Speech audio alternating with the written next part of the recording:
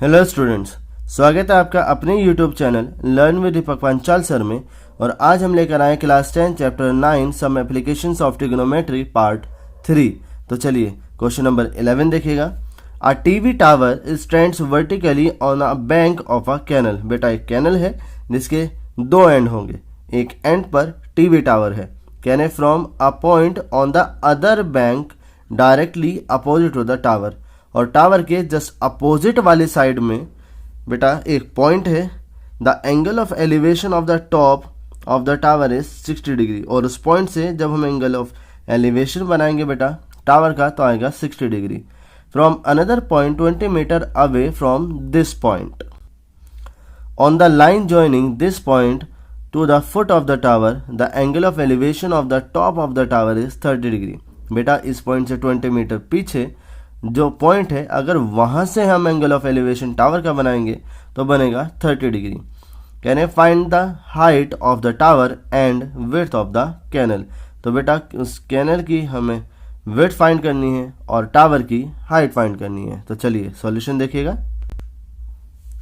देखिए बेटा, तो जो BC है ये वो कैनल है जिसके दोनों एंड्स पर, जिसके एक एंड पर तो बेटा टावर है और उसके दूसरे पॉइंट से या दूसरे एंड पॉइंट से हम इस टावर का एंगल ऑफ एलिवेशन फॉर्म करेंगे जो कि 60 डिग्री हो जाएगा।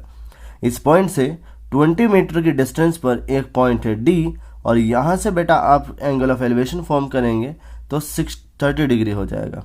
ठीक है, एक चीज़ ध्यान रखिएगा बेटा, जब भी आप किसी टावर या ऑब्जेक्ट के पास में जाएंगे तो एंगल ऑफ एलिवेशन इंक्रीज होगा और जितना दूर जाएंगे उतना ही एंगल ऑफ एलिवेशन डिक्रीज हो जाएगा। ठीक है, तो देखिएगा इन ट्राइंगल ABC, ठीक है, तो ABC ट्राइंगल में tan 60 degree is equal to AB by BC। बेटा AB इसकी हाइट है, मीन्स परपेंडिकुलर है, और BC इसका बेस है। ठीक है, और tan हमारा हो जाता है परपेंडिकुलर अपॉन बेस। ठीक है, तो ये tan 60 डिग्री की वैल्यू बेटा √3 हो जाएगी। AB की वैल्यू h है और BC की वैल्यू x है, तो यहाँ से बेटा h की वैल्यू आएगी x इंटू √3, जिसे हम इक्वेशन फर्स्ट कंसीडर कर लेंगे। ठीक है, देखिएगा बेटा, अब इन ट्राइंगल ABD, तो बेटा ABD इस बड़े वाले ट्राइंगल में तो tan 30 degree is equal to होगा परपेंडिकुलर जो कि होगा बेटा AB डिवाइड बाय बेस जो कि हो जाएगा BD। तो BD बेटा 20 प्लस x हो जाएगा। तो tan 30 डिग्री की value 1/√3 is equal to AB की वैल्यू बेटा h है और BD आपका 20 प्लस x हो जाएगा। इन दोनों की बेटा क्रॉस मल्टीप्लाई कराएंगे तो आएगा 20 plus x equal to √3 into h, और बेटा h की वैल्यू हमने अभी फाइंड की थी √3 इंटू x, तो हो जाएगा √3x इंटू √3। बेटा √3 के √3 से मल्टीप्लाई कराओगे ये आपका 3 होगा और 20 plus x equal to 3x हो जाएगा। ठीक है, आप x को इधर लाएंगे तो 3x माइनस x आपका 2x होगा और 2 से आप 20 को डिवाइड करेंगे तो x की वैल्यू 10 मीटर आ जाएगी। तो बेटा इसकी जो कैनाल की जो विड्थ है x, ये तो आ गई आपकी 10 मीटर, और जो इस टावर की हाइट थी h is equal to √3x, तो बेटा ये 10 √3 मीटर हो जाएगी। तो आई होप कि क्वेश्चन नंबर 11 ये आपको क्लियर हुआ होगा। चलिए देखते हैं नेक्स्ट क्वेश्चन। देखिए क्वेश्चन नंबर 12 आपकी स्क्रीन पर ये है। From the top of a 7 metre high building the angle of elevation of the top of a cable tower is 60 degree. बेटा कह रहे हैं एक बिल्डिंग है जिसकी हाइट 7 मीटर है और उस बिल्डिंग से बेटा अगर हम एक टावर को देखते हैं तो उसका एंगल ऑफ एलिवेशन 60 डिग्री होगा and the angle of depression of its foot is 45 degree. और उस बिल्डिंग के टॉप से अगर टावर के फुट को देखते हैं तो वहाँ से एंगल ऑफ डिप्रेशन जो है वो 45 डिग्री बनेगा। Can I determine the height of the tower. तो हमें टावर की टोटल हाइट फाइंड करनी होगी। तो चलिए सॉल्यूशन देखिएगा। तो देखिएगा बेटा, ये हमारी बिल्डिंग है जिसकी हाइट 7 मीटर है और इस बिल्डिंग के टॉप से अगर हम टावर के टॉप को देखते हैं बेटा तो हमारा एंगल ऑफ एलिवेशन बनेगा 60 डिग्री, और अगर हम इस टावर के फुट को देखते हैं तो यहाँ से हमारा एंगल ऑफ डिप्रेशन बन जाएगा 45 डिग्री। देखिएगा सपोज AD और BC ये दोनों बेटा पैरेलल हैं तो यहाँ से ये दोनों एंगल आपके इक्वल हो जाएंगे ऑल्टरनेट इंटीरियर एंगल की हेल्प से। देखिए बेटा, क्योंकि हमारा जो ए बी है ये 7 मीटर है, तो बेटा इधर से आपका डी सी भी आपका 7 मीटर ही हो जाएगा, ठीक है। और जो पार्ट आपका ई डी है, सपोज इसकी हाइट हमारी एच मीटर हो जाएगी, तो देखिएगा इस तरह से पूरे टावर की जो हाइट होगी बेटा वो h + 7 मीटर हो जाएगी, ठीक है। तो from figure height of tower h = h + 7, ठीक है, h + 7 मीटर इसकी टोटल हाइट हो जाएगी। तो देखिएगा in triangle A B C, तो ए बी सी वाले ट्राइंगल में बेटा हम मान ले रहे हैं कि टावर और बिल्डिंग के बीच में जो डिस्टेंस है वो आपकी x मीटर है, ठीक है। तो tan 45 डिग्री = आपका हो जाएगा A B upon B C. बेटा ए बी इसका परपेंडिकुलर होगा और बी सी इसका बेस हो जाएगा। तो tan 45 डिग्री की वैल्यू बेटा 1 होगी, ए बी 7 है और बी सी x है, तो इस तरह से x आपका बेटा 7 मीटर हो जाएगा। इट मीन्स कि बिल्डिंग और टावर के बीच में जो डिस्टेंस है वो भी आपकी 7 मीटर ही है। देखिएगा बेटा in triangle A D E tan 60 degree = DE by AD। DE बेटा परपेंडिकुलर होगा और AD ये आपका बेस हो जाएगा। तो tan 60 डिग्री की वैल्यू बेटा होगी √3 और DE बेटा h है और AD आपका x हो जाएगा। तो यहाँ से h की वैल्यू आएगी √3 × x, ठीक है। और x की वैल्यू बेटा हमने अभी फाइंड की थी 7, तो हाइट हो जाएगी 7√3 मीटर।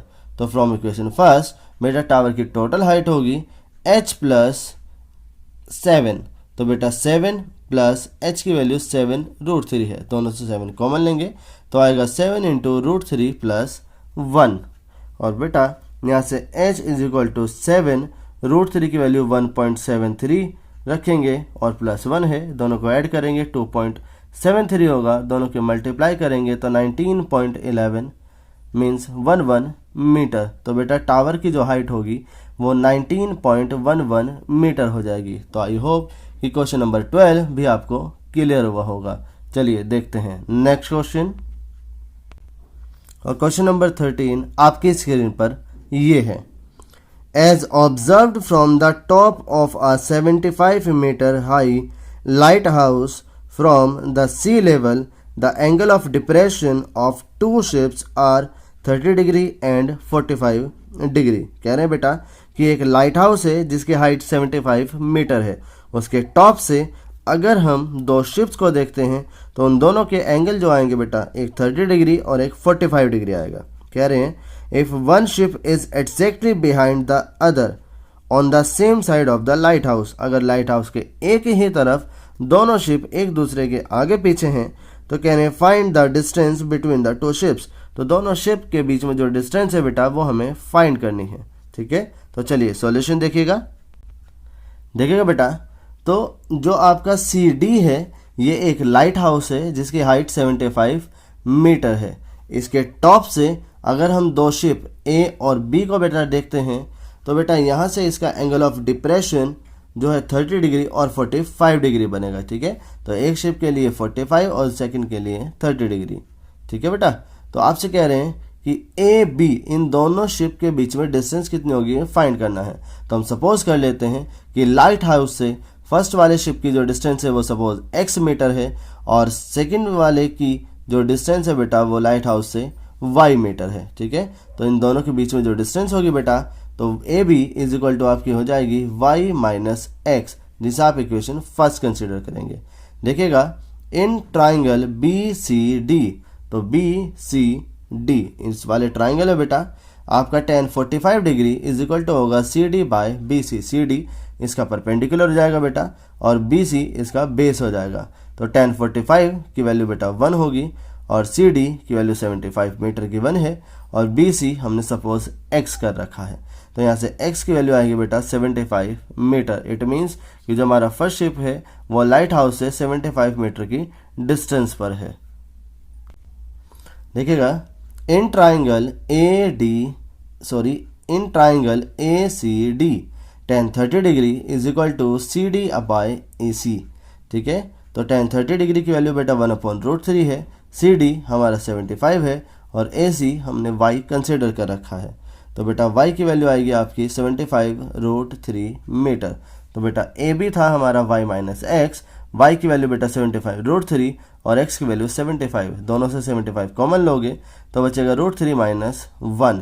तो 75 इंटू √3 की वैल्यू बेटा 1.732 माइनस 1, दोनों का डिफरेंस करेंगे तो आएगा 0.732 और इनकी मल्टीप्लाई कराओगे तो आएगा 54.75 मीटर। इट मीन्स कि दोनों जो शिप हैं बेटा उनके बीच में जो डिस्टेंस है वो आपकी 54.75 मीटर हो जाएगी। तो आई होप कि क्वेश्चन नंबर 13 भी आपको अच्छे से क्लियर हुआ होगा। अब देखते हैं क्वेश्चन नंबर 14। देखिए क्वेश्चन नंबर 14 आपकी स्क्रीन पर है। A 1.2 meter tall girl spot a balloon moving with a wind in a horizontal line at a height of 88.2 meter from the ground। बेटा कह रहे हैं कि एक गर्ल है जिसकी हाइट 1.2 मीटर है। बेटा वो एक बैलून को स्पॉट मतलब एक बैलून को देखती है जो कि ग्राउंड से 88.2 मीटर की हाइट पर उड़ रहा है। कहने the angle of elevation of the balloon from the eyes of the girl at any instant is 60 degree. तो कह रहे हैं उस टाइम जो एंगल ऑफ एलिवेशन है बेटा बैलून का वो 60 डिग्री है गर्ल के लिए। आफ्टर सम टाइम और कुछ देर बाद the angle of elevation reduces to 30 degree. जो एंगल है बेटा वो हमारा 30 डिग्री रह जाता है। तो कह रहे हैं find the distance travelled by the balloon during this interval. ठीक है, तो कह रहे हैं कि इस टाइम ड्यूरेशन में जितना बैलून ने डिस्टेंस मूव किया बेटा वो डिस्टेंस हमें फाइंड आउट करनी है। तो चलिए सॉल्यूशन देखिएगा।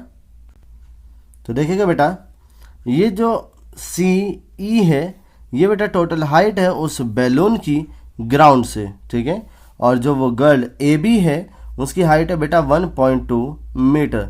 तो उसकी आइज से इस बैलून की किसी पोजीशन के लिए जो बेटा एंगल बनेगा वो हमारा बनेगा एंगल ऑफ एलिवेशन 60 डिग्री।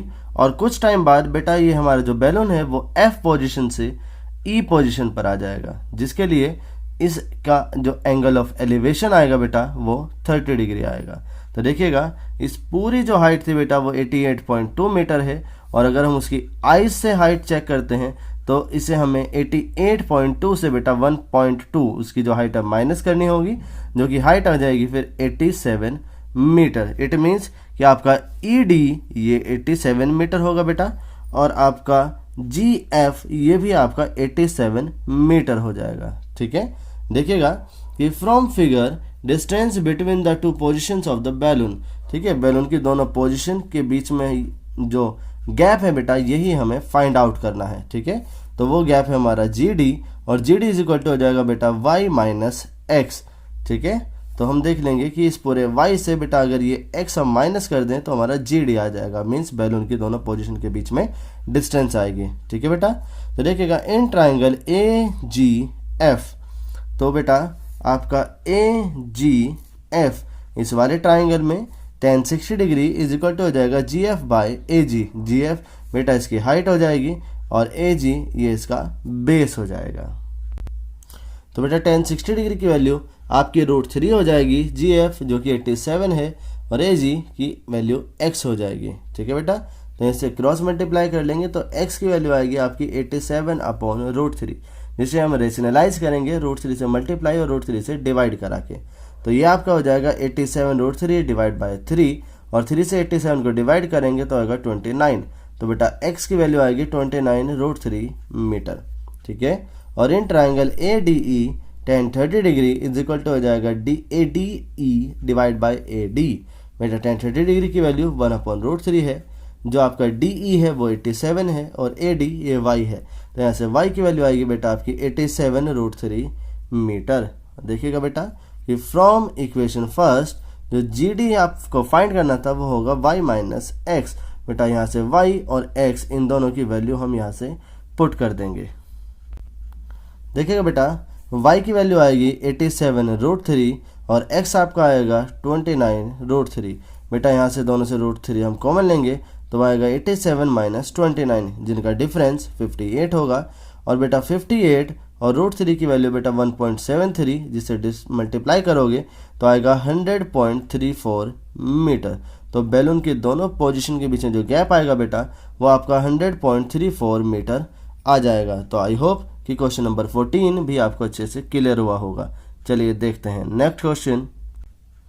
और क्वेश्चन नंबर 15 आपकी स्क्रीन पर ये है, a straight highway leads to the foot of a tower. कह रहे हैं कि एक स्ट्रेट हाईवे है बेटा जो कि टावर के फुट तक जा रहा है। A man standing on the top of the tower observe a car at an in angle of depression of 30 degree. बेटा उस टावर के टॉप पर एक मैन है जो कि एक कार को देखता है और उसका एंगल ऑफ डिप्रेशन 30 डिग्री बनता है। कह रहे हैं which is approaching the foot of the tower with a uniform speed. और वो कार एक यूनिफॉर्म स्पीड से बेटा टावर की तरफ आ रही है।